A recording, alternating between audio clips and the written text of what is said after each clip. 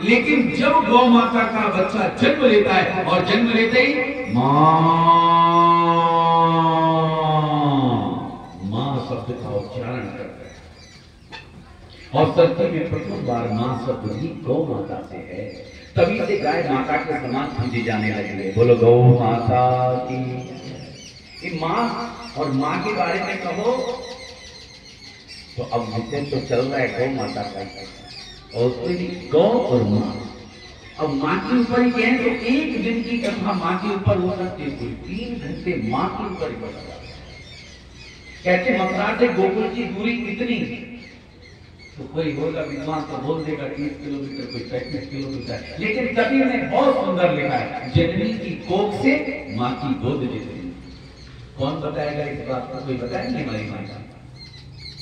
मथुरा से गोकुल की दूरी कितनी, जननी की कोख से मां की गोद जितनी। कौन सी हमारी मां बोलेगी, जरा बोलो। मैं नहीं कथा करनी, आपसे भी कुछ बातें पूछनी है।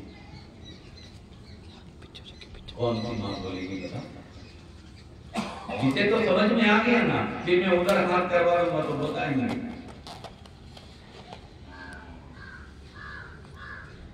आगे बात समझ में क्यों नहीं? ध्यान से सुनो। अरे ठाकुर जी की जननी कौन है? देवकी। और मां कौन बनी? गोकुल की यशोदा। तो मथुरा से गोकुल की दूरी पूछ रहे हैं, जननी की कोख से जननी बनने का तो सौभाग्य मां देवकी को मिला है, लेकिन मां कौन बनी? यशोदा। कितनी दूरी है कोख से और गोद में, यही दूरी है। इसलिए मां तो जननी कोख से मां के बारे में कहो तो मां सदा नीला है, मां गंगा है। अब इनकी शब्दों की व्याख्या करोगे तो 3 दिन निकल जाएंगे। मां प्रभु का प्रकाश पुंज है, मां प्रण है, मां दीप्त है, मां पूजित है। और मां पता है कौन सी है? ना कर पाने वाली व्यवस्था का नाम मां है। गूंगा मिठाई खा ले, कितना आनंद आएगा, इसको खाएगा नहीं, लेकिन वो चाहते कोई भी वर्णन करता है मां वो। इसीलिए वेदों में मातृदेवो भव, पितृदेवो भव वाद में। हमारी जो सनातन संस्कृति है ना, हमारे जो वेदांत है ना, उनमें मां का कितना गुणगान किया है। मां रित यानी मोक्ष का द्वार बताया मां को। मां यानी रित है, मोक्ष। मां को दीप्त बताया, पूजित बताया, प्रभु का प्रकाश कुंज बताया। मां को प्रण प्राण उछा। और मां सदा एक रस रहने वाली धारा, जन्म और मृत्यु से अलग है। वो मरण धर्म नहीं, वो जीवन है, वो व्यक्ति का विराट है। आज महंत जी बैठे हैं, ऐसे ऐसे महंत ऋषि मुनि फिलोसोफर दार्शनिक वैज्ञानिक कोई आकाश से नहीं आए, उनको भी किसी ना किसी मां ने जन्म दिया है। इसीलिए मां को कहा व्यक्ति का विराट है। तो मां के बारे में भगवान कृष्ण के प्रागट्य का कारण गौ माता है। इस विषय को समझना है। भगवान राम और भगवान कृष्ण के प्रागट्य का कारण सबसे बड़ा कुल रघुकुल है संसार के अंदर। सबसे बड़ा कुल कौन सा है? रघुकुल। और उस रघुकुल के अंदर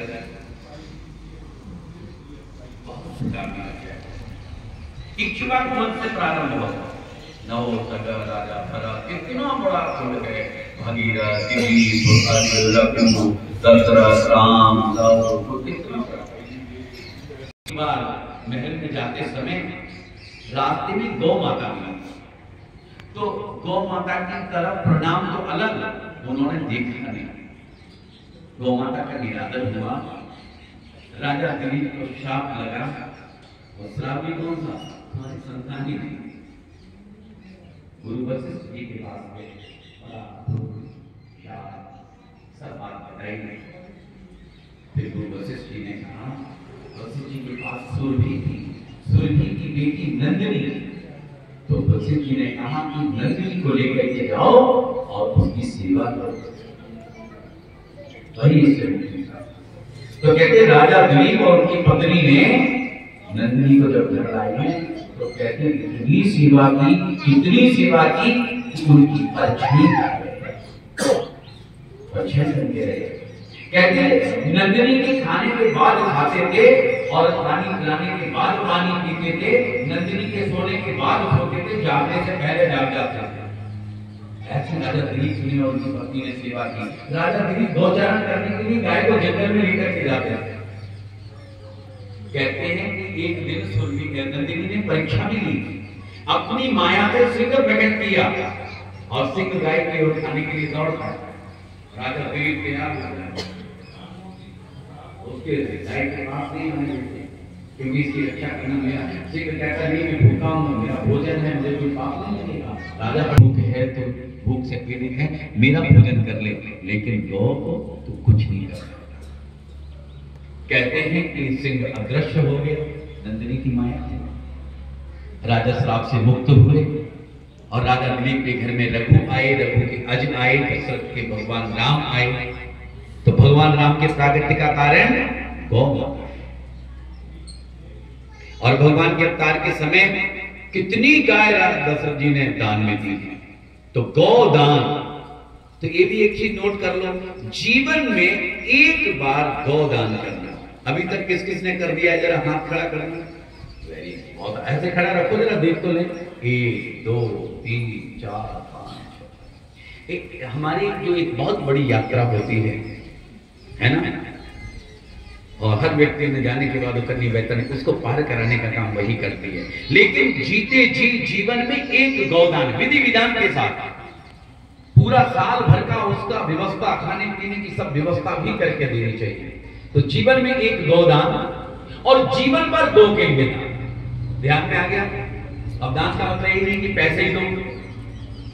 तो पहली रोटी गौ माता की रोज निकालो। आज एक संकल्प करो, मैं कल भी ये रिपीट करूंगा, जरूर रिपीट करूंगा। क्या घर में कोई छिलका बचता है सब्जी का, साफ करके रखो। कोई आटा, कोई एक मुट्ठी अनाज रोज हमारा निकलता है, और हम फिर गौशाला में आकर के, आपके तो पास में गौ माता है, यहां देखे जाओ, ऐसे वेस्ट मत करो, फेंक मत दो, कूड़े में मत डाल दो। ऐसा हम व्यवस्था जुटाने का काम करें, घर घर के अंदर प्रचार प्रसार करें गौग्रास का। गौग्रास केवल रोटी नहीं होती, एक मुट्ठी अनाज भी गौग्रास है। जो सब्जियों का सामान अन्न बचा है वो भी हम गौशाला में भेज सकते हैं। ऐसी जो भी है, चोकर शक्कर जो भी चीजें हम वहां भेजें। तो भगवान राम का विषय आ रहा था। भगवान राम ने तो मां कौशल्या को ही कहा है बड़ा सुंदर, जरा गाओ जिसको याद है। विप्रधेनु सुर संत हित लीन मनुजय अवतार, निरीक्षा निर्मित तनु माया गुण गोपाल। मैं इसलिए आ रहा हूं, विप्र यानी ब्राह्मण, धेनु यानी गाय, सूर्य यानी देवता, और संत जनों के लिए, उनको निर्भय प्रदान करने के लिए, उनके कल्याण के लिए मैं इस धरती पर स्वयं की इच्छा से मनुष्य जीवन धारण कर रहा हूं। भगवान कहते हैं। और देखिए भगवान का जीवन अगर हम देखेंगे तो एक तरफ उनको क्या युवराज की घोषणा होने वाली थी, लेकिन अगले दिन सुबह समाचार क्या मिलता है? नहीं, अब राजा नहीं, तुम्हें 14 साल वनवास के लिए जाना है। वास्तव में सबसे बड़ा काम तो भगवान करने के लिए इन्हीं 14 वर्षों में आए थे। धर्म की स्थापना, विप्रधेनु सुर संत हित मनुज अवतार, इन 14 वर्षों के अंदर ये वाला सारा काम करना था। भगवान ने बहुत प्रसन्न हुए, और राजा ने इसकी दुखी नहीं हुए। तो कहते हैं कि जब भगवान वनवास के लिए जा रहे हैं तो त्रिजट नाम के ब्राह्मण को हजारों गाय दान में दिए, स्वस्थ गाय, वनवास जाते हैं। तो भगवान राम की प्राकृति का कारण गौ माता। हम दूसरा देखेंगे, भगवान कृष्ण के प्राकृति का कारण भी गौ माता है। भगवान त्रेता में तो गौ माता के लिए ज्यादा नहीं कर पाए थे, और जाते हुए उन्होंने कहा अब द्वापर के अंदर गौ माता के लिए ही मैंने काम करना है।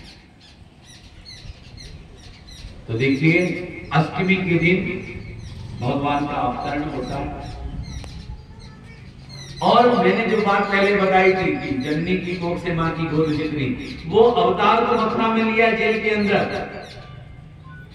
लेकिन एक दिन भी पूरे 24 घंटे भी जननी के पास नहीं गए कि मां का सौभाग्य हो गया। राती रात वासुदेव जी उनको लेकर के और जमुना पार करके गोकुल ले जाए। राती और जब गोकुल गए हैं तो सबसे पहले उनको गौशाला में ले जाया गया। बोलो गौ माता की। भगवान का नामकरण भी गौशाला में हुआ। और जिनके घर गए हैं नंद बाबा और यशोदा, उनके घर में 9 लाख गाय हैं। 9 लाख। अभी जो नंद बाबा, नंद नाम नहीं, डिग्री थी, उपाधि है। नंद, सुनंद, उपनंद। इतनी गाय है तो नंद, इतनी गाय बच्ची बच्चे साथ में है तो सुनंद, और इतने अच्छे नंदी साथ में है तो उपनंद। नंद, सुनंद, उपनंद, ये डिग्रियां उपाधि है। और 5 ही दिन क्या हुआ है, पूतना आई है ना भगवान को मारने के लिए। 14,000 बच्चों का भक्षण कर चुकी थी पूतना। 14,001वां नंबर भगवान का लगाने वाली थी, लेकिन भगवान ने तो फिर उसको ही मुक्ति दे दी। और जब सब लोग दौड़े हैं कि पूतना ले गई और उसको तो बस मुक्त करके है, कितनी लंबी विशाल काय शरीर है, उतारा गया और बिल्कुल माने एकदम अपने सीने से लगा लिया। भगवान तो मनुष्य जीवन में आए ना, लीलाएं कर रहे हैं, तो मां को लगा कोई विश्व व्याप्त ना हो गया हो, तो सीधे नंद बाबा और माता सभी साथ में, माताएं सब दौड़े और गौशाला की ओर भागे हैं। और गौशाला में जाके भगवान के 12 अंगों को गोबर और गोमूत्र से स्नान कराया गया। बोलो गौ माता की। कोई विष व्याप्त ना हो गया हो। भगवान के 12 अंगों का स्नान गोबर गोमूत्र से कराया। अब गोबर गोमूत्र की हम चर्चा करेंगे, आगे विषय आएगा। तो कुल मिला के हम थोड़ा थोड़ा प्रसंग ये रख रहे हैं सारा। और भगवान का अगर हम और ज्यादा देखें तो एक बिंदु आता है 5.5 साल की उम्र में भगवान का नाम वत्सपाल हो गया। क्या हो गया? कौन बताएगा वत्सपाल का मतलब क्या हुआ? भगवान वत्सपाल कहलाए, बछड़े के पालने वाले। और 6 वर्ष की आयु में भगवान का नाम गोपाल हो गया। देखो मैं तो कह रहा हूं, आप सबने ना, आप सबसे एक में दक्षिणा में चीज मांगूंगा। क्या? घर घर में गौ माता का प्रचार प्रसार करना, यही दक्षिणा। जाके ये काम, ग्रामीण ग्रामीण कथा शुभा, गांव गांव में, गली गली में गौ माता का प्रचार प्रसार हो। अगर गौ माता बचेगी तो भारत बचेगा, हमारी संस्कृति बचेगी, हमारी अर्थव्यवस्था, कृषि व्यवस्था, हमारा स्वास्थ्य, हमारे संस्कार, ये सब बचने वाले हैं गौ माता बचेगी। तो भगवान 6 वर्ष की आयु में जब थे,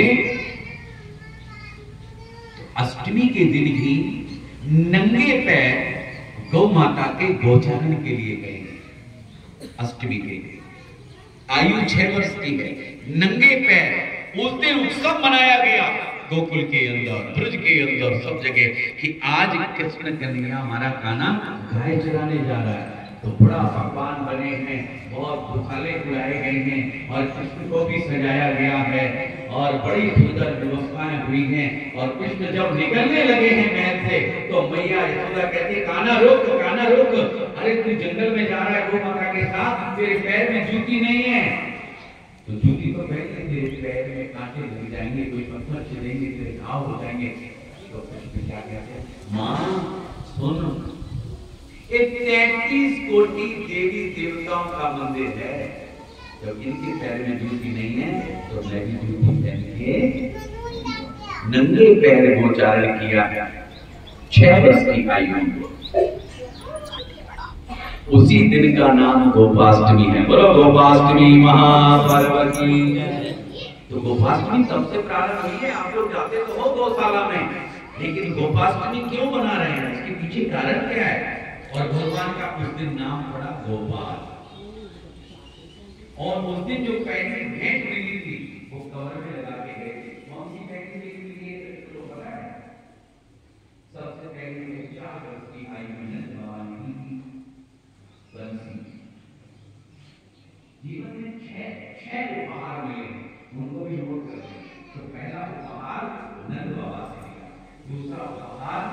मेरा है राधा रानी। कौन सा?